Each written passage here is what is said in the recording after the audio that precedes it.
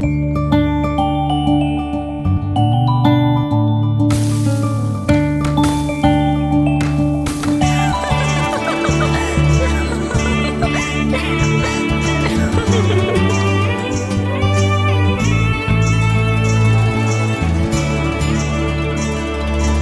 చేసింది మా తాత.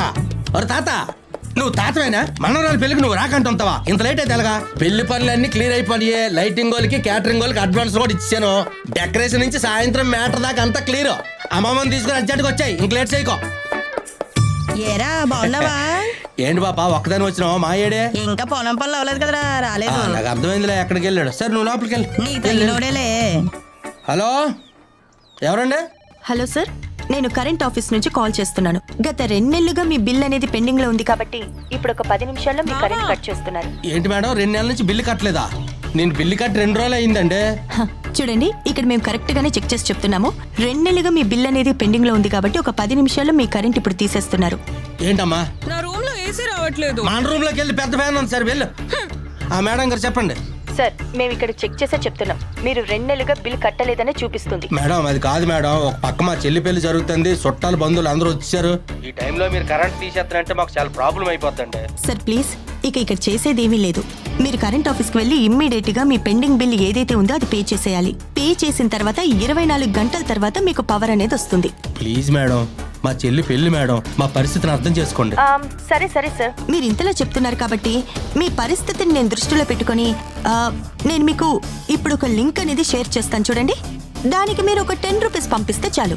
ఆ లోపల మా వాళ్ళు కరెంట్ కట్ చేయకుండా నేను చూస్తాను. కానీ రేపు పొద్దున్న మీరు కరెంట్ ఆఫీస్కి వెళ్ళి మీ పెండింగ్ బిల్ అనేది క్లియర్ చేసేయాలి. సరే మేడం, ఇప్పుడే కట్టేస్తాను. చెప్పినందుకు చాలా థ్యాంక్స్ మేడం.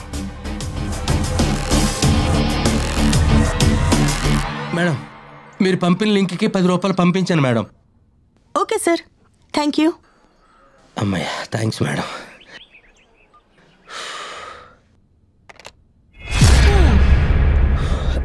అన్నయ్య, కాఫీ. హ్యాపీనా? నేను హ్యాపీనే, కానీ నువ్వెందుకంత డల్ గా ఉన్నావు? ఏం లేదమ్మా. ఇదేంటిది, 10 రూపాయలు పంపితే 10,000 కట్ అయ్యాయి ఏంటమ్మా? ఏంటి? 10,000 కట్ అయ్యి మళ్ళీ 20,000 కట్ అయినాయి ఏంటి? అదేంటన్నయ్య? ఇదేంటమ్మా? ఏమైంది? ఇదిగో మళ్ళీ 30,000 కట్ అయినాయి ఏంటమ్మా? ఏం చేశారు? ఏమైందన్నయ్య? ఏం చేయలేదమ్మా, ఒక లింక్ క్లిక్ చేశాను, అక్కడి నుంచి కట్ అవుతున్నాయి డబ్బులు. అదిగో మళ్ళీ 40,000 కట్ అయినాయి. చూడు చూడు, అదిగో అమ్మా మళ్ళీ 50,000 పోయినాయి. బాపా చెల్లి పిల్లకి దాచి డబ్బులన్నీ పోతున్నాయి. అమ్మా అదిగో మళ్ళీ 50,000 పోయినాయి. అయ్యో, డబ్బులన్నీ పోతున్నాయి కదా బాపా, దాని పిల్లలు చేయాలి. చెల్లి పెళ్లి కోసం దాచుకున్న డబ్బులన్నీ లాగేశారు కదరా. మీరు కరెంటు బిల్లు కట్టలేదని సప్లై ఆపేస్తాం. పవర్ కట్ చేయకుండా ఉండాలంటే ఏపీకే ఫైల్స్ని డౌన్లోడ్ చేయమని, లింక్ ద్వారా డబ్బులు పంపమని మీకు ఫోన్లు కానీ సందేశాలు కానీ వస్తూ ఉంటాయి. అంతేకాదు ఈ చలాన్, బ్యాంక్ అలర్ట్స్ వంటి లింకుల్ని పంపి, అఫీషియల్ లింకుల్ని పంపుతున్నామని చెప్పి అనాధారితమైన అనధికారికమైన లింకులను పంపి మోసం చేసి మీ ఫోన్ని హైజాక్ చేస్తారు.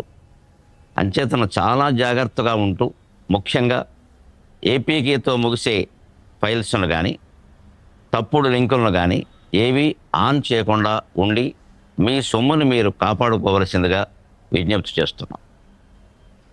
ముఖ్యమైనది, ఏదైనా జరిగితే ఫిర్యాదు చేయవలసి వస్తే 1930 నంబర్కి కాల్ చేయండి, లేదా www.cybercrime.gov.in మీరు ఫిర్యాదు చేయొచ్చు. దగ్గరలో ఉండేటువంటి పోలీస్ స్టేషన్ లేదా ప్రత్యేకంగా సైబర్ క్రైమ్ పోలీస్ స్టేషన్లో ఫిర్యాదు చేయొచ్చు. మీ బ్యాంక్ వారికి కూడా సమాచారం ఇవ్వడం చాలా ముఖ్యమని దయచేసి మర్చిపోకండి.